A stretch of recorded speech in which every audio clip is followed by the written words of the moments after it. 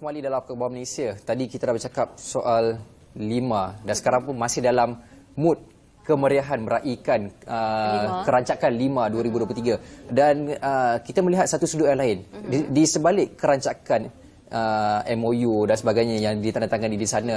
Kita juga tak boleh menafikan bahawa akan ada satu impak kepada sektor pelancongan dalam masa sama akibat daripada keberlangsungan Lima itu sendiri. Dan nak bercakap berkaitan dengan Lima 2023, impak industri pelancongan, kita pada hari ini kita ada seorang tetamu yang saya rasa kalau bercakap soal pelancongan, inilah orangnya. Orang yang tepat. Selalu bercakap soal pelancongan. Selaku pengerusi Nexus Productivity Pelancongan TPN, iaitu Tuan Rohizam Mat Yusof. Apa khabar Tuan Rohizam? Apa khabar Tuan? Baik. Bila nak ke Langkawi? Esok saya ke Langkawi. InsyaAllah. Okey. Menyentuh tentang Lima ni, kita tahu tempias dia besar terhadap industri pelancongan, khususnya dan juga ekonomi, khususnya Pulau Langkawi itu sendirilah. Nak menyentuh tentang Lima ini, impak kepada sektor pelancongan, bagaimana Tuan sendiri melihat permulaannya? Okay. Assalamualaikum warahmatullahi wabarakatuh. Chat, Izu, salam Malaysia Madani, salam sayangi Malaysia. Itu cara kita greet sekarang dalam tourism. Ya. Okey. Impak daripada Lima ni amat bagus, amat baik kepada industri pelancongan Langkawi. Apabila kita tengok dulu semasa lepas pandemik ramai masuk Langkawi. Kemudian perlahan sedikit, tapi sekarang ni telah kembali ke kemuncak kepada pelancongan, industri pelancongan. Setiap aktiviti Lima dan sebagainya memberi impak yang besar kepada Pulau Langkawi dan destinasi di Malaysia. Sebagai contoh, tahun ini disasarkan sebanyak 500,000 pengunjung. Lebih pada 10-20% increase daripada tahun-tahun sebelum ini. Tapi kalau kita tengok balik, impak ini hanya bukan kepada exhibition ataupun orang untuk mempromosikan kapal terbang dia ataupun maritime dia, tetapi benefit kepada pelancongan ini termasuk makan, minum, hotelan, craft dan sebagainya. Jadi insya-Allah bagi saya ini adalah satu aktiviti ataupun event yang paling baiklah untuk merancakkan balik ekonomi pelancongan negara.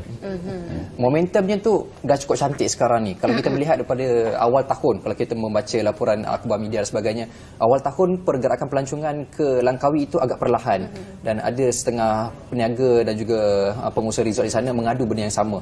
Akan tetapi bila berlakunya Lima, dia seolah-olah berlaku macam letusan. Tapi akan tetapi momentumnya itu macam mana kita nak memastikan bahawa momentum pelancong datang ke Langkawi itu dapat diteruskan ke masa hadapan?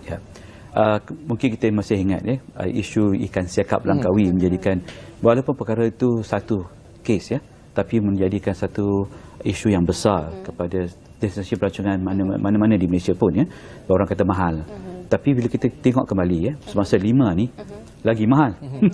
Harga melonjak-lonjak naik harga hotel pun naik, tetapi masih ada pengunjung, betul. Penuh pula tu. Kalau kita nak cuba book hotel sekarang ni amat sukar. Maksudnya di sini ialah kita kena selalu ada mega event begini. Continuous ataupun kesinambungan event ni agar ada aktiviti-aktiviti lain selain daripada hanya pergi bersantai di pulau dan juga melihat keindahan pulau-pulau keindahan produk-produk Malaysia ini. Tapi kita kena ada mega-mega event. Kita bagi mega event. Dulu kita ada F1, kita ada macam-macam mega event, tapi dah semakin kurang. Tapi harapnya masih kita boleh ada lagi event-event yang lain. Di Langkawi, silap saya pada tahun hadapan mereka juga akan mengadakan Route Asia. Route Asia, betul. Route Asia di mana airline dan airport pula. Ni kita ada maritime dengan aerospace, aeroangkasa. Ni airport dan ni. Jadi bila kita ada event begini, insya-Allah kita boleh buat promosi daripada sekarang. Jadi itu yang penting. Dan keseluruhan di Malaysia sebagai contoh, pada bulan depan kalau ada masa boleh pergi ke Rainforest World Music Festival di Sarawak. Itu pun satu lagi mega event. Dan di Sabah pada bulan Ogos kita ada ADEX iaitu dive show. So benda-benda ni kita perlu lebih banyak aktiviti. Walaupun di Malaysia ini nature tourism ni kita ecotourism dan nature tourism merupakan satu daya tarikan yang terbaiklah untuk Malaysia, tapi kita masih memerlukan Kita panggil mega event, bukan hanya semua event tapi mega event. Okey, kita tahu selepas sempadan negara dibuka, kita boleh nampaklah momentum ataupun kerancakan sektor pelancongan itu semakin mendadak perkembangannya.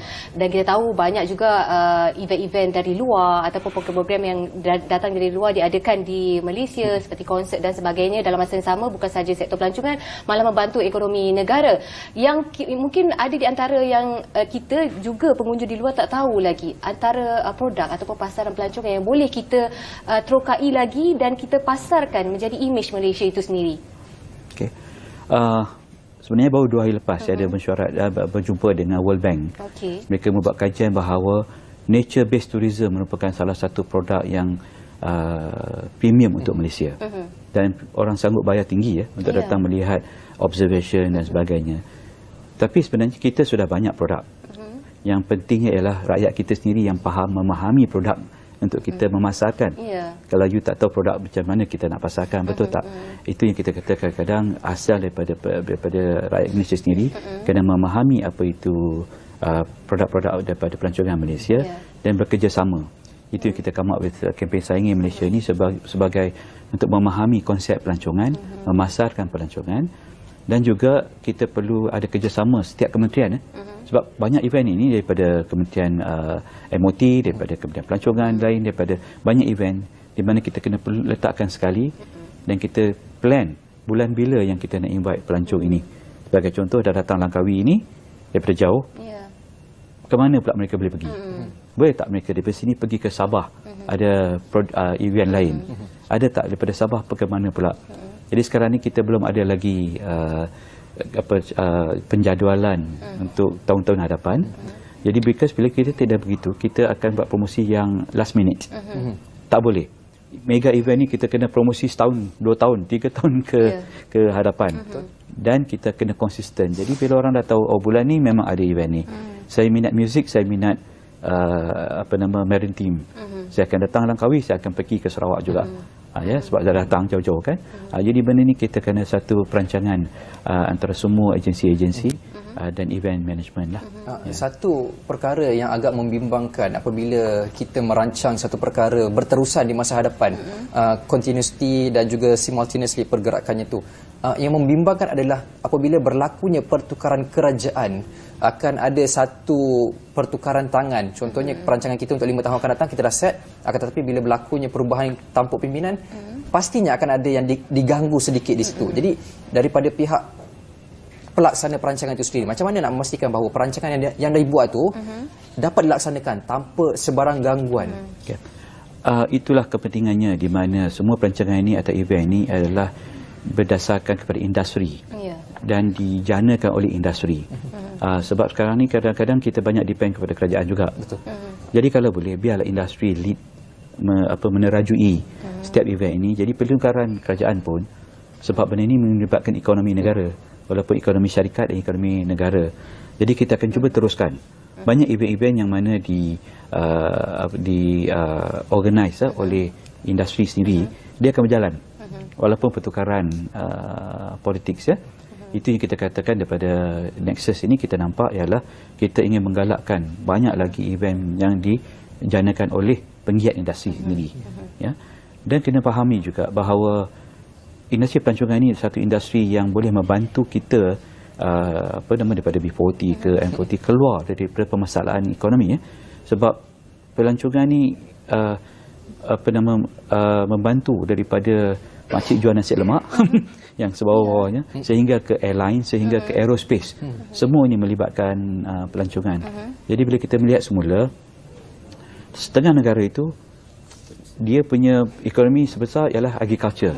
Tapi bila kita tanya negara tu, pelancongan. Sebab dia menggunakan pelancongan sebagai pemacu kepada ekonomi industri. Jadi insya-Allah apa yang kita buat ini macam Lima dan sebagainya ialah kalau kita berdasarkan kepada industri pelancongan dan kita memahami bahawa dari industri pelancongan ini kita boleh jual craft, boleh jual makanan, budaya dan sebagainya. Jadi semua orang boleh terlibat, betul. Itu pun kepentingannya. Okey, saya nak menyentuh sikit tentang Lima sekarang rancak sedang berlangsung di Langkawi. Mungkin masih lagi dalam konteks sektor pelancongan. Melihat kepada perkara ini dari sudut pandang Tuan Rohizam sendiri, apa yang perlu diberi perhatian dari segi servis perkhidmatannya di Pulau Langkawi itu sendiri sebelum kita menyambut baik ialah kunjungan orang luar ataupun pengunjung pendatang asing daripada luar untuk datang melawat negara kita sendiri, khususnya Pulau Langkawi yang menjadi tumpuan untuk kali ini? Okey.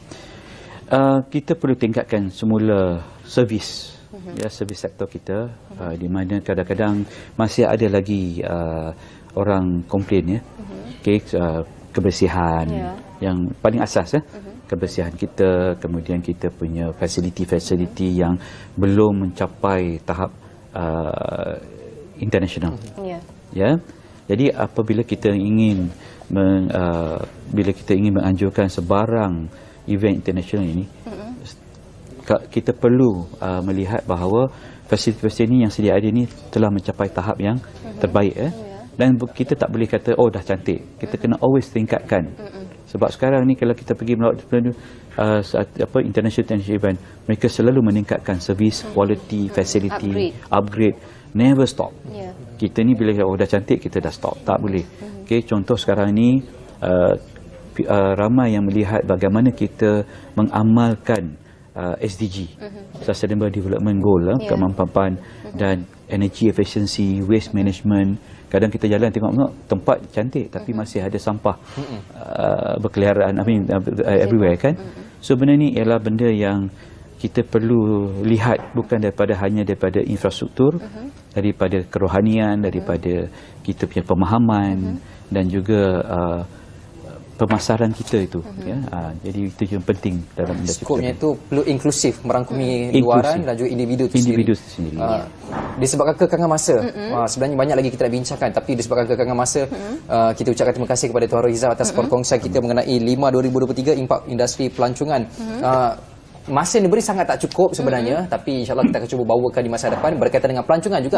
Mungkin kalau tak dapat 5 berkaitan dengan benda-benda lain, kita akan cuba bawakan dalam sektor pelancongan itu sendiri. Baik, terima kasih banyak kita ucapkan kepada Tuan Rohizam Muhammad Yusof selaku pengerusi Nexus Productivity Pelancongan. Apapun, kita nak berhenti rehat seketika dan jangan ke mana-mana, kembali di Apa Khabar Malaysia.